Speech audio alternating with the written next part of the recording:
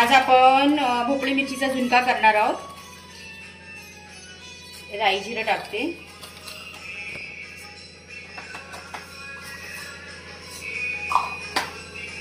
कढीपत्ता, हिंग, बेसन आहे ना जरा हिंग टाकलेलं जरा चांगलं असतं।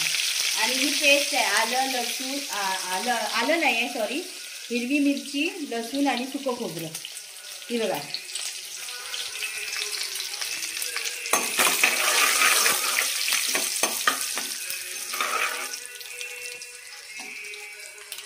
पेस्ट ह्यात टाकायची, जरा परतून घ्यायची। झुणक्याला जरा तेल जास्ती लागतं।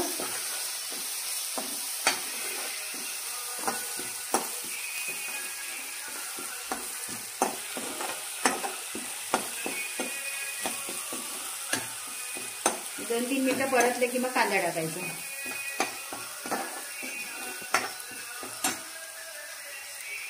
हे बघा, कांदा, भोपळी मिरची आणि कोथिंबीर।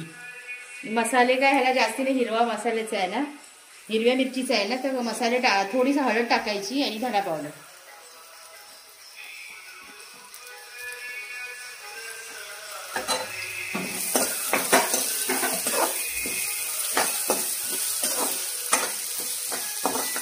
थोडा भाजून घ्यायचा चांगला कांदा, वाफेवर थोडं शिजवून घेते मी, मग भोपळी मिरची टाकते।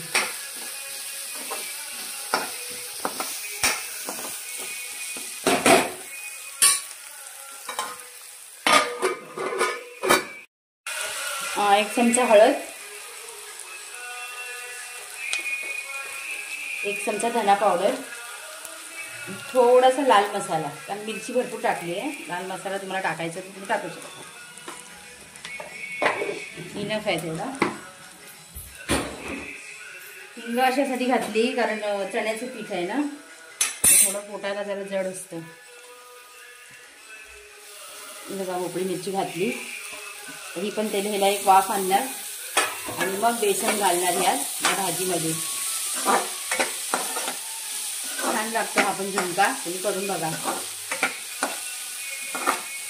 मी वाफवून आणली चांगली, कोवळी होती भोपळी मिरची, लाईट ग्रीन कलर होता। मीठ टाकते ह्यात एक चमचा, आणि ह्या चण्याच्या बेसनमध्ये ह्याच्यामध्ये एक चमचा टाकते। खारट नाही झालं पाहिजे, हो ना। हा एक चमचा टाकला। आता पाण्यामध्ये मी भिजवते हा मसाला, बेसन सॉरी, बेसन एकदम पातळ करून त्यात घालायचं आणि वाफेवर शिजवायचं ते। यात थोडी हळद टाकलेली, जास्ती नाही, भाजीत टाकली मी हळद। आणि ही कोथिंबीर वरून टाकायला, ती बघा, गुठळ्या नाही राहिल्या पाहिजे, सगळं व्यवस्थित काढून घ्यायच्या।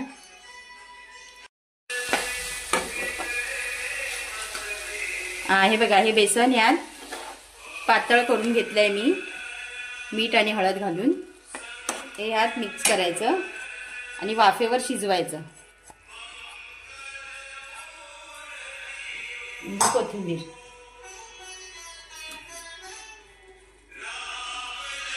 तुम्हाला पाहिजे तेवढी घाला, मी जरा जास्तीच घालते। याला वाफेवर शिजवायची।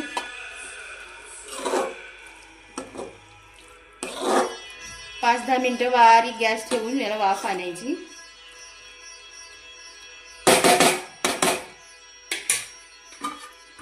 झाकण ठेवते, आता 5 मिनिटं स्लो गॅसवर वाफ काढूया। बघा, 2-5 मिनिटं वाफ काढली चांगली, झालाय आपला झुणका रेडी। असा सुका नाही होतो, थोडासा ओलाच होतो, थोडा थंड झाला की तो होतो बरोबर। Ready to serve.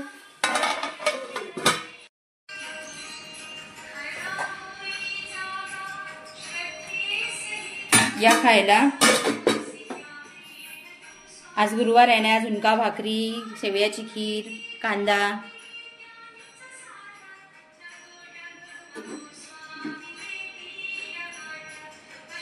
Like subscribe करायला विसरू नका तुम्हाला आवडलं तर. ही शेवयाची खीर आहे. हा भोपळी मिरचीचा झुणका तुम्हाला आवडला तर मग तुम्हीही बनवून बघा, छान लागतो, थोडं वेगळं.